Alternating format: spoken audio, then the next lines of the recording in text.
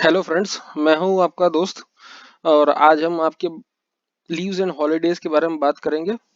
So as an employ आपको अपने अधिकारों के बारे में मालूम होना चाहिए जो आपको सरकार आपको देती है, सो दैट आपके कोई अधिकार नहीं छीन सके। ओके। सो हम बात करेंगे कितने प्रकार की लीव्स होती है। मगर उससे पहले दोस्तों एक बात मैं आपको बताना चाहूंगा कि शॉप्स एंड एस्टेब्लिशमेंट एक्ट एक कानून है सरकार द्वारा, जिसके भीतर आपको कितनी लीव्स मिलेंगी, कितने हॉलीडेज मिलेंगे, ये निर्णय लिया जाता है। कोई भी संस्था या कंपनी, ऑर्गेनाइजेशन, दुकान, शॉप इसके खिलाफ जाके या इसका उल्लंघन नहीं कर सकती है। अगर वो करते हैं तो फिर वो फॉल्ट में है। सो और ये shops and establishment act state level act है, सेंट्रल लेवल एक्ट नहीं है। सो हर स्टेट में इसमें वेरिएशन रहते हैं। सो चलो बैक टू टॉपिक, हम बात करते हैं कितने प्रकार की लीव्स दी जाती है। आमतौर पर चार प्रकार के लीव दिए जाते हैं: casual leave, medical leave, earned leave, maternity leave. हम इन सब के बारे में एक के बाद एक बात करेंगे। ओके। सो कैजुअल लीव क्या होती है? कुछ अनदेखी परिस्थितियां होती है। कभी कभी ऐसी स्थितियां आती है कि आपके पर्सनल कारण की वजह से आपको छुट्टी लेनी पड़ती है, तो हम उसे कैजुअल लीव कहते हैं। मैं गुजरात में रहता हूँ। यहाँ पे स्टेट गवर्नमेंट द्वारा 7 कैजुअल लीव का नियम है। हर एम्प्लॉय को 7 casual leave at the beginning of calendar year, जनवरी में दी जानी चाहिए, ऐसा गुजरात सरकार का नियम है। हर एक स्टेट में थोड़ा डिफरेंट होगा। फॉर एग्जाम्पल अब महाराष्ट्र में है तो 7 की जगह 8 हो सकती, 9 हो सकती, किसी में 5 हो सकती, किसी में 10 हो सकती, इस तरह से।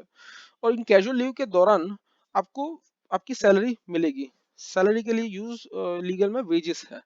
ओके।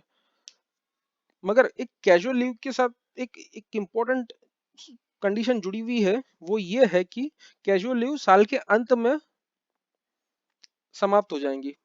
मान लीजिए आपके पास 7 कैजुअल लीव है, आपने 5 ही इस्तेमाल करी, 2 इस्तेमाल नहीं करी है, तो 2 लीव जो बची है वो अगले साल नहीं जाएगी, वो उसी साल के एंड में जीरो हो जाएंगी या फिनिश हो जाएंगी। अब हम बात करते हैं मेडिकल लीव के बारे में। मेडिकल लीव जैसे नाम से ही आपको समझ में आ गया होगा कि मेडिकल इमरजेंसी के लिए दी जाती है, सो दैट एम्प्लॉय उस इमरजेंसी को हैंडल कर सके। और गुजरात के अंदर एग्जाम्पल के तौर पर 7 लीव्स दी जाती है, जिसके दौरान आपको वेजेस मिलेंगे अगर आप मेडिकल रीजन की वजह से वो लीव लेते हैं तो। और वैसे मेडिकल लीव भी कैजुअल लीव की तरह ही साल के अंत में लैप्स हो जाएंगे अगर आपने उनका इस्तेमाल नहीं किया है किसी कारणवश। सो वो एट द एंड जीरो हो जाएंगे। सो और आपको 7 मेडिकल लीव मिलेगी at the beginning of calendar year, जनवरी में। अर्नड लीव, अर्नड लीव का शायद आपने इस्तेमाल किया होगा, मगर आपको इसका कंसेप्ट या इसका मीनिंग नहीं मालूम होगा। एक्चुअली अर्नड लीव कमाई हुई लीव कही जाती है। हर एक ऑर्गेनाइजेशन, चाहे वो शॉप हो या किसी भी प्रकार का बिजनेस या फैक्ट्री हो, उसमें आपको अगर आप एक साल पूरा काम करते हो तो अगले साल आपको कुछ छुट्टियां मिलेंगी। अब उन छुट्टियों को नेक्स्ट ईयर जो छुट्टियां मिलेंगी आपको उनको कैलकुलेट करने का एक फॉर्मूला है। जैसे कि गुजरात के अंदर अगर आप 20 दिन लगातार, अगर आप 20 दिन काम करते हैं तो आपको एक छुट्टी मिलेगी, जिसको कहेंगे हम हक रजा या फिर हक संबंधी छुट्टी, या आप कमाई हुई छुट्टी कह सकते हैं। वो आपको मगर अगले साल मिलेगी। तो मान लीजिए इसके लिए आपको कम से कम 240 दिन साल के अंदर उस कंपनी में काम करना होगा। और अगर आप साल में 240 दिन काम करते हैं तो आपको 12 छुट्टी मिलेगी। और अर्नड लीव की खासियत है कि ये साल के अंत में पूरी नहीं हो जाती, ये नेक्स्ट ईयर आपको मिलती, कैरी फॉरवर्ड होती रहती है, और ये हर साल कैरी फॉरवर्ड होते रहती है। इसीलिए अर्नड लीव जमा होती जाती है, वो अक्यूमुलेट होती है, वो लैप्स नहीं होता है। और कुछ इंपॉर्टेंट पॉइंट अर्नड लीव्स में कि हर एक स्टेट में कुछ maximum number of earned leave होती है जिनको आप जमा कर सकते हैं। उदाहरण के तौर पर गुजरात में आप 63 अर्नड लीव जमा कर सकते हैं। मान लीजिए कि आप 3 साल 4 साल किसी ऑर्गेनाइजेशन में काम करते हैं और आपने उसमें बहुत कम छुट्टियां ली है, और आपने जो 4 साल काम करते हैं तो हर साल आपको 12 छुट्टियां मिलती है। तो 4 साल में पहले साल की 12 छुट्टी, अगले दूसरे साल में मिलेगी, दूसरे साल की 12 छुट्टी, तीसरे साल की 12 छुट्टी, इस प्रकार से आपको चौथे साल में 36 अर्नड लीव आपकी जमा हो जाएंगी अगर आपने कोई अर्नड लीव का इस्तेमाल नहीं किया है। मान लीजिए कि आप ऑर्गेनाइजेशन को छोड़ते हैं या ऑर्गेनाइजेशन आपसे आपको टर्मिनेट करता है या कोई भी कारण से आप दोनों अलग हो जाते हैं, तो उस केस में आप अर्नड लीव को एनकैश करवा सकते हो, मगर आप अपनी कैजुअल लीव और मेडिकल लीव को एनकैश नहीं करवा सकते। मान लीजिए दूसरा भी एक परिस्थिति है कि जिसमें आप एनकैश करवा सकते हो, आप ऑर्गेनाइजेशन में काम कर रहे हो मगर फिर भी आप अर्नड लीव को एनकैश करवा सकते हो। मान लो कि आपने किसी छुट्टी के लिए अप्लाई किया 15 दिन पहले, मगर किसी कारणवश ऑर्गेनाइजेशन आपको छुट्टी देने से मना कर देता है, तो उस केस में 63 लीव, मान लीजिए आप 8-10 साल से किसी ऑर्गेनाइजेशन में काम कर रहे हो और आपकी 70 अर्नड लीव जमा है, तो आप 7 लीव को एनकैश करवा सकते हो, 63 लीव जमा रहेगी और उनको तब एनकैश करवा सकते हैं जब आप ऑर्गेनाइजेशन छोड़ेंगे। अगर आपका एम्प्लॉयर किसी कारण से मना कर देता है आपको छुट्टी के लिए, तो उस परिस्थिति में भी आप एनकैश करवा सकते हो लीव्स को जो ग्रेटर देन 63 लीव्स हो। ओके, अब आते हैं मैटरनिटी लीव पे। मैटरनिटी लीव पेड लीव है जिसको प्रेगनेंसी के दौरान लेते हैं।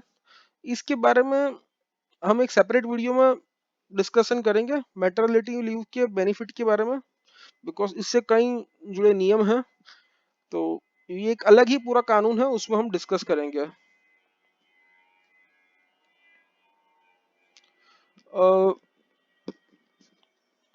हॉलीडे और लीव के बीच में क्या डिफरेंस है? हॉलीडे मतलब जब सरकार या फिर आपकी कंपनी या आपकी दुकान जहां पे आप नौकरी करते हैं, उनके मालिक अगर आपको छुट्टी दें तो उसे हॉलीडे कहा जाएगा, मगर आप अपने पर्सनल रीजन की वजह से काम पे नहीं आ सकते हैं तो उसे आप लीव कहेंगे। कितने प्रकार के हॉलीडेज होते हैं? 3 प्रकार के हॉलीडेज होते हैं: national holiday, weekly holiday, festival holiday. सो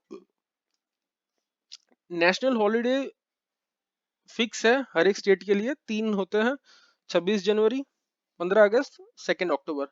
ये हर एक स्टेट में फिक्स रहने वाले हैं।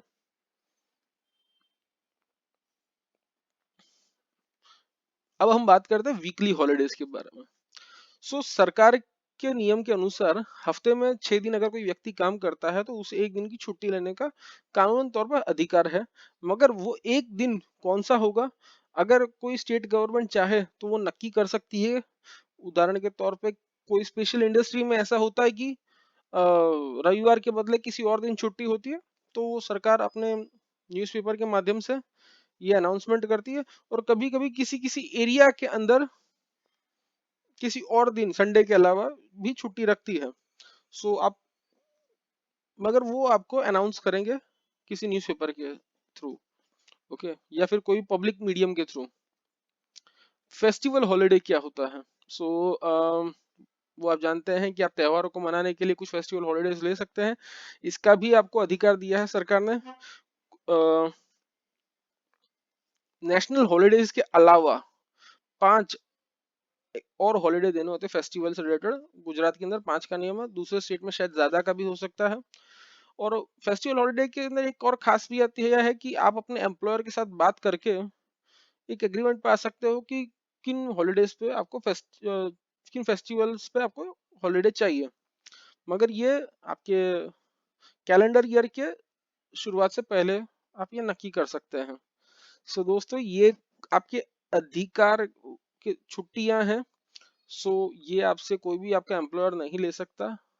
अगर आपको मालूम होगा तो आप इस पे बात कर सकेंगे, और अगर मान लीजिए किसी कारणवश बात नहीं कर पाए तो आप ऊपर इससे डिस्कस कर सकते हैं एचआर से भी, और ऐसे आपके और अधिकारों के बारे में मैं अगले वीडियोस में लेकर आऊंगा, जिनमें आप समझ सकेंगे कि आपके क्या क्या अधिकार होते हैं। ओके, सो ये चीज है। और मान लीजिए कि कोई गवर्नमेंट रूल्स का उल्लंघन करते हैं तो उस केस में आप लेबर कमिश्नर की ऑफिस में भी कंप्लेन कर सकते हैं। Thank you.